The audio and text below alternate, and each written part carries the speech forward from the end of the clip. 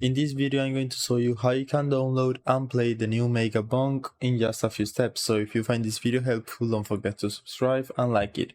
So the process is very simple. All you need to do is go to Steam and then right here on this text field just search for Megabonk just like this and click right here. So as you can see, it released a week ago and you can scroll down and right here you will find the button to add it to your card. So click right here, view my card, then continue to payment, and now just fill in your information. You can pay through PayPal with your credit card.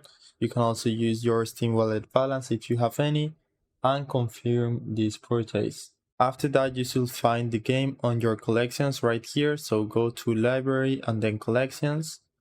And if we search for the game right here, you should find it. So click there, and in my case it says play because I have it downloaded already, but in your case it will say install. So click right there, and then if you click at the bottom you will find the details of this download. So after just a few seconds or minutes you will be able to play just by going to your collections and clicking this button. So I hope it was helpful and thanks for watching.